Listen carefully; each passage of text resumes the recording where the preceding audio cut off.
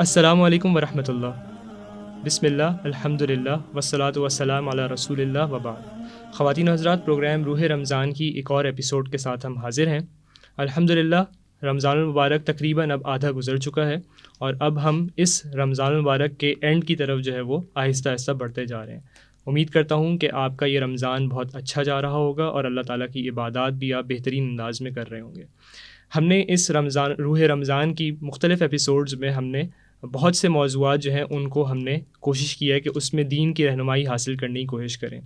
آج کا جو ہمارا موضوع ہے یہ ویسے تو تمام ہی لوگوں کے ساتھ بڑا اسپیسیفک ہے، لیکن خاص طور پر یوتھ کے لیے بڑا ریلیونٹ ہے.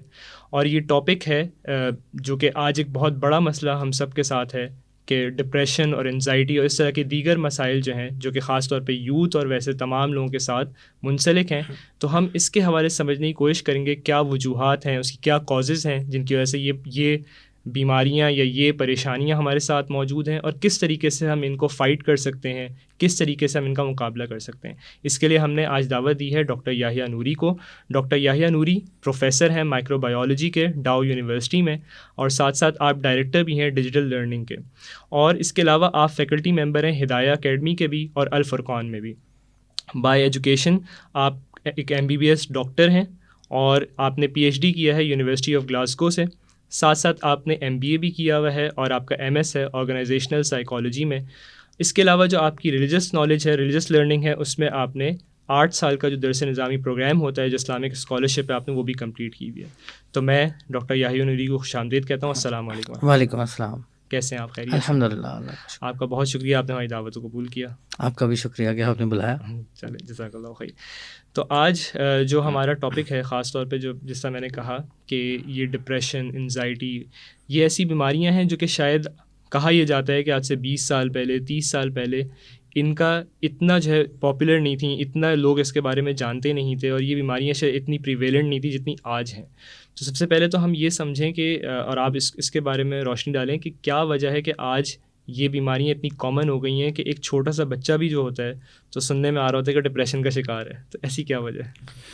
دیکھیں، ایک تو ڈپریشن ہے جو کہ میڈیکل ڈپریشن ہے، جس کو ہم کہہ سکتے ہیں کہ بھائی وہ کیمیکل امبیلنس کی وجہ سے ہوتا ہے باڈی میں. اس کو ہم فی الحال ایک سائڈ پہ رکھ دیتے ہیں کیونکہ وہ بیماری ہے اور اس کا علاج جو ہے وہ سائیکیٹرسٹ ہی کرے گا. لیکن اب معاشرے میں جو چیز ہمیں نظر آ رہی ہے نا، جس کو آپ انزائٹی کہہ رہے ہیں، ڈپریشن کہہ رہے ہیں، اس کے علاوہ بھی اور بہت سارے امراض ہیں معاشرے کے اندر جو موجود ہیں جن کو ہم نیگیٹو ایموشنز کہہ سکتے ہیں. ایک اگر میں ان کو ٹرم کیپ کرنا چاہوں تو میں کسی کو دیکھ کر دل چاہتا ہے میں کہ ویسا بن جاؤں، مجھے اس سے حسد ہوتا ہے کہ وہ آگے کیوں چلا گیا، میں کیوں نہیں چلا جاتا، یا کسی کو نقصان پہنچانے کی کوشش کروں، جھوٹ بولوں، بددیانتی کروں، وعدہ پورا نہ کروں، اپنی جتنی کمٹمنٹس ہیں ان کے اندر سب آپٹیمم کام کروں. یہ ساری چیزیں جو ہمیں اپنے معاشرے کے اندر نظر آ رہی ہیں سب کے سب نیگیٹو ایموشنس سے ریلیٹڈ ہیں، اور ان کا سم وے اور ادر تعلق کچھ چیزوں سے ہے. اگین آپ نے یہ کہا کہ پچھلے تقریباً 30 سالوں کے اندر یہ چیزیں بہت بڑی ہیں. اس کی ایک وجہ ہے، آپ جب یہ دیکھیں گے کہ ان 30 سالوں میں کیا چینجز آئے ہیں معاشرے کے اندر تو آپ کو یہ وجہ کچھ سمجھ آنے لگے گی. ہم ایک دوسرے کو بہت زیادہ دیکھنے لگے ہیں، ہم اپنے آپ کو پروموٹ کرنے لگے ہیں اس سینس میں کہ سوشل میڈیا کے اوپر ایک دوسرے کو دیکھ کر کمپیریزن کرتے ہیں، اور یہ بھول جاتے ہیں کہ وہ ایک دوسرے بندے کی زندگی کا صرف ایک چھوٹا سا سلائس ہے جو وہ دکھانا چاہ رہا ہے. جو وہ نہیں دکھانا چاہ رہا ہو سکتا ہے اس کے بہت ڈارکر اینڈز ہوں، بہت ڈارکر سیکرٹس ہوں جو کہ ہمیں نہیں پتہ کہ کیا ہیں. تو ہم صرف اس فیس ویلیو کے اوپر دیکھ کر دوسرے کو سمجھتے ہیں کہ یہ بڑا خوش ہوگا، بہت ترقی کر گیا ہے. پھر کچھ ہمارا معاشرہ بھی لوگوں کو سکھاتا ہے. اب اگر میں فار ایگزامپل گھر میں بچوں کو یہ بتاتا ہوں کہ جی علم کی ویلیو ہے، اور پیچھے سے ایک بڑی سی گاڑی آتی ہے اور اس کے اندر بڑے زور زور سے ہوٹر بج رہا ہوتا ہے اور وہ ہارن بجاتے ہیں اور اس میں گارڈز بیٹھے ہوتے ہیں اور وہ عجیب عجیب طریقے سے اشارے کرتے ہیں، تو بچوں کو تو یہ نظر آتا ہے کہ جی ابا اتنے پڑھے لکھے ہیں، ان کے پڑھے لکھنے کا کیا فائدہ، ان کو تو پیچھے سے ایک ڈپٹی کمشنر صاحب آ کے یا کوئی بھی جو چھوٹی سی پوزیشن پہ بیٹھا ہوا ہے جس کے پاس گارڈز والی گاڑی ہے وہ آ کے ہٹا کے چلا جاتا ہے، اور ہٹاتا بھی بڑی بدتمیزی سے، تو ان کی ایجوکیشن کا کیا فائدہ ہو رہا ہے. سو معاشرہ بھی ہمیں یہ چیزیں دکھا رہا ہے. تو معاشرے کے اندر مسابقت کے علاوہ دکھاوا، یہ جو ہمیں بہت زیادہ نظر آ رہا ہے، اپنے آپ کو سپیریئر شو کرنا، یہ ان چیزوں نے ہماری سوسائٹی کو کنورٹ کر دیا ہے ایک کولیبریٹو سوسائٹی سے ایک کمپٹیٹو سوسائٹی میں. جب کمپٹیشن ہوگا تو آپ کو یہ ساری چیزیں نظر آئیں گی، میں کیوں نہیں کر پا رہا، وہ کیوں کر پا رہا ہے، مقابلہ ایک دوسرے کے ساتھ نتیجتاً، اور جب خود نہیں کر پاتے کیونکہ وہ صلاحیت نہیں ہوتی اکثر، یا اس صلاحیت کے اوپر ایفرٹ نہیں ہے، آپ کو یہ کہا تو جا رہا ہے کہ آپ یہ کر سکتے ہیں، مگر یہ نہیں بتایا جا رہا کہ کیسے کر سکتے ہیں اور ان کے لیے آپ کو کیا چیزیں کرنی پڑیں گی. ایک بندہ اگر آج یہاں سے وہاں پہنچ گیا ہے محنت کر کے، تو آپ کو بھی محنت تو کرنی پڑے گی نا. تو یہ چیز نہیں بتائی جا رہی. اب اس کا نتیجہ یہ نکل رہا ہے کہ پھر آپ کو یہ سارے ایموشنس جو ہیں وہ ریمپنٹ پھیلتے ہوئے نظر آ رہے ہیں. پھر ایک اور آخری چیز یہ کہ ہمارا کامیابی کا جو تصور ہے نا وہ بگڑ گیا. اب کیونکہ کامیابی کا تصور ہی بگڑ گیا ہے تو جس چیز کو میں کامیابی سمجھ رہا ہوں میں اس کے پیچھے بھاگ رہا ہوں، اور جب میں وہاں پہنچتا ہوں تو پتہ چلتا ہے کہ نہیں جی یہ تو کامیابی تھی نہیں، یہ تو بہت ہالو ہے اندر سے. یعنی ہم نے جو ہے غلط اسٹینڈرڈ سیٹ کیے ہوئے ہیں اور وہ غلط اسٹینڈرڈز ہمیں ہانٹ کر رہے ہیں.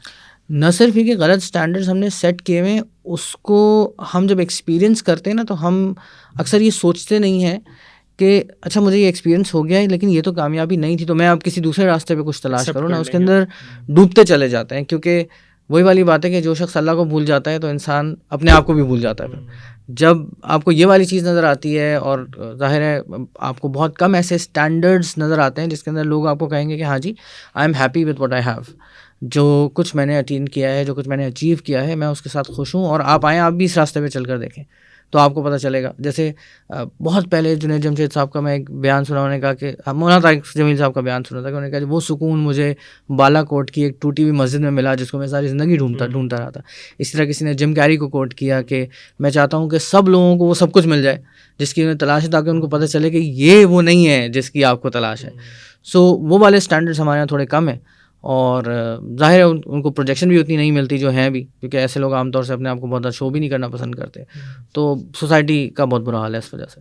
اس میں ایک جو آپ نے پہلے پوائنٹ مینشن کیا کہ جو اب پروجیکشن جتنی زیادہ ہو گئی ہے اور جتنا آپ کو ایکسپوجر مل گیا ہے دوسرے لوگوں کی لائفس کے اندر جھانکنے کا، یہ بھی بڑا آپ کو نقصان پہنچا رہا ہے کہ ظاہر ہے. اور جیسے آپ نے ایک بات کی بڑی امپورٹنٹ کہ وہ ان کا ایک رخ ہے زندگی کا جو کہ آپ دیکھ رہے ہیں، اور وہی آپ کا پھر اسٹینڈرڈ بن رہا ہے، اور اس کی وجہ سے آپ جو ہے اندر ہی جو ہے آپ پریشان ہیں، اندر آپ جو ہے وہ آپ اپنے normal day to day affairs نہیں کر پا رہے ہیں. تو یہ اس کو کیسے قابو کیا جائے گا؟ ظاہر ہے اب یہ چیز تو اور بڑھتی جائے گی، ابھی کم نہیں ہوگی. جہاں سوشل میڈیا کے پازیٹیو اسپیکٹس ہیں وہاں اسے کچھ نیگیٹیو اسپیکٹس بھی ہیں، ان کو کیسے کنٹرول کیا جائے؟ دیکھیں یہ جو جرنی ہے نا یہ فرام ڈیپ ان سائڈ شروع ہوتی ہے. سب سے پہلے تو مجھے یہ دیکھنا پڑے گا کہ میری ویلیوز کیا ہیں، وہ ویلیوز میں کہاں سے لے رہا ہوں. وہ ویلیوز میں معاشرے میں سے لے رہا ہوں، جو کہ انفارچونیٹلی اب ایسا نہیں ہے کہ جس سے ویلیوز لی جائیں، یا وہ ویلیوز میں ان سورسز سے لے رہا ہوں جو اوتھینٹک ہیں. یعنی قرآن کریم ایک اوتھینٹک سورس ہے، نبی اکرم صلی اللہ علیہ وسلم کی زندگی اس کی ایگزامپل ہے، اس کی پریکٹیکل امپلیکیشن ہے کہ کس طرح اس کو پریکٹیکلی اپلائی کر کے دکھایا جاتا ہے. تو اگر میں اپنی ویلیوز وہاں سے لے لوں اور میں ہر ڈیسیجن لیتے ہوئے یا ہر طرف چلتے ہوئے یہ دیکھوں کہ میرا یہ کام، میرا یہ ڈیسیجن ان ویلیوز کے ساتھ کنسسٹنٹ ہے یا نہیں ہے، تو ایک مسئلہ تو آپ کا حل ہو جائے گا کہ آپ ایٹ لیسٹ ڈائریکشن آپ کی ٹھیک ہو جائے گی. صحیح. وہ آپ صلی اللہ علیہ وسلم کی ذات ہے جو کہ ہماری ڈائریکشن کو متعین کرتی ہے کہ بھئی ہم نے ایسا بن کے دکھانا ہے. کہیں پہ بھی آپ نے اسٹینڈرڈ سیٹ کرنا ہے، آپ اس کو ہائیسٹ اسٹینڈرڈ رکھ کے اپنا سفر اس طرف شروع کر دیں.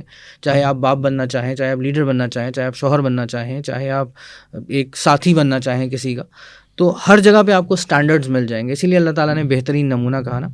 تو سب سے پہلے تو آپ کو اپنی ویلیوز کو ٹھیک کرنا پڑے گا. یہاں سے کام شروع نہیں ہوگا تو سب کچھ پھر اوپر سے آپ سمجھ لیں کہ وہ فیس سیونگ ہے، وہ ملمہ کاری ہے، وہ ٹاپنگ ہے.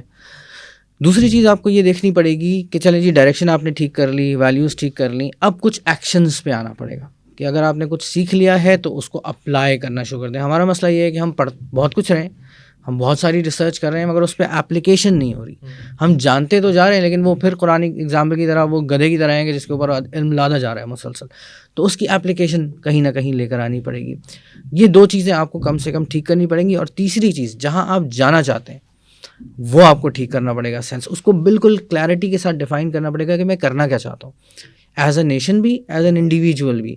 اچھا اب ہر کوئی کامیاب ہونا چاہتا ہے. کامیابی کے کچھ سٹینڈرڈز آپ کی سوسائٹی نے سیٹ کر دیے ہیں کہ بھائی میرے پاس بڑی زبردست گاڑی ہوگی تو میں کامیاب ہوں، میرے پاس ایک بڑا زبردست بنگلہ ہوگا تو میں کامیاب ہوں، میں چلوں گا تو لوگ پیچھے ہٹو بچو کریں گے تو میں کامیاب ہوں. ایک یہ سٹینڈرڈ ہے جو ہمیں چاروں طرف نظر آ رہا ہے. ایک وہ سٹینڈرڈ ہے جو ہمیں قرآن کریم میں ملتا ہے کہ جہاں جہاں اللہ تعالیٰ نے فلاح کا تذکرہ کیا ہے، جہاں جہاں کہا ہے کہ فقد فاز فوزا عظیما، یا ذالک الفوز الکبیر. تو آپ وہ والی آیات نکال کر دیکھیں کہ وہ کیا کہتا ہے. وہ کہتا ہے اللہ اور اس کے رسول کی اطاعت کرو تم کامیاب ہو جاؤ گے. جسے جہنم سے بچا لیا گیا اور جنت میں داخل کر دیا گیا وہ کامیاب ہے.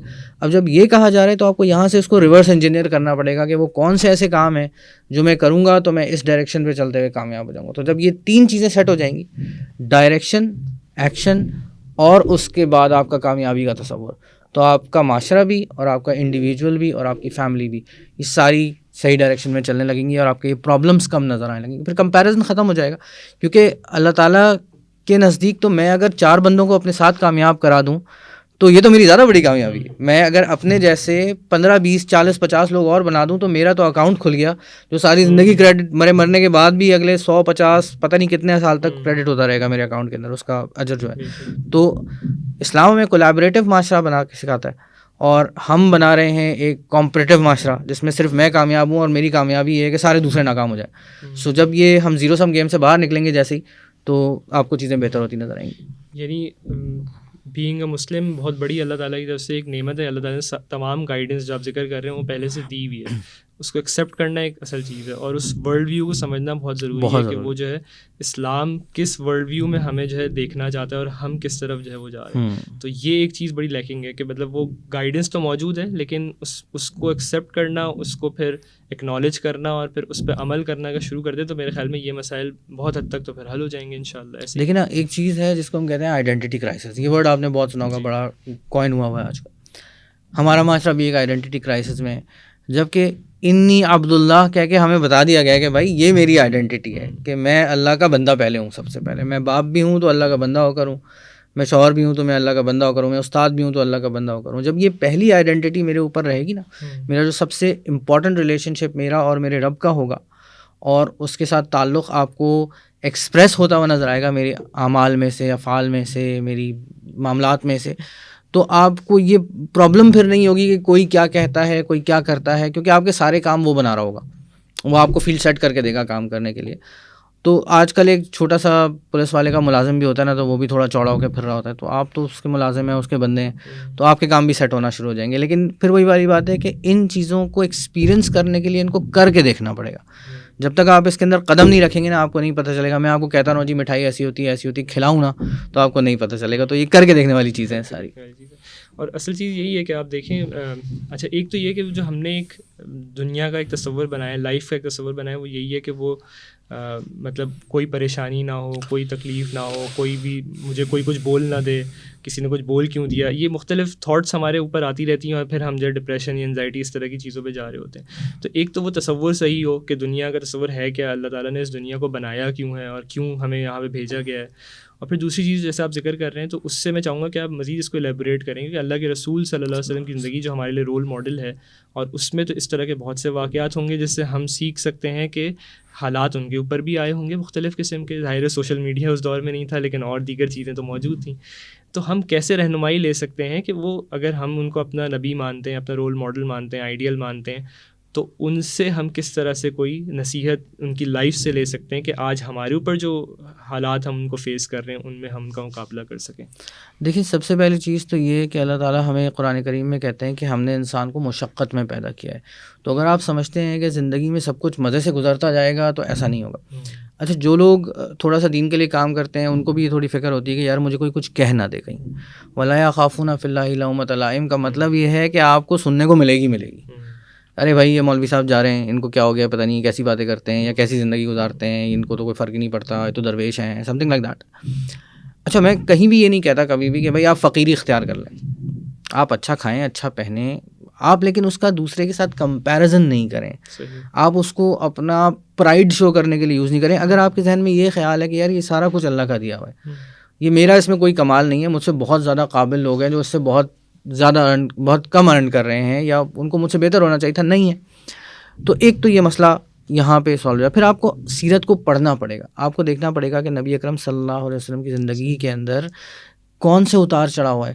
آپ سوچیں کہ آپ صلی اللہ علیہ وسلم کی کمیونیکیشن سکلز کو، ایموشنل انٹیلیجنس کو میں پڑھاتا ہوں باقاعدہ جہاں مجھے موقع ملتا ہے، اور مجھے لگتا نہیں ہے کہ میں نے تاریخ میں تھوڑا بہت ان ٹاپکس کو پڑھا ہے تو آپ سے بہتر کوئی اور شخص ہو سکتا ہے.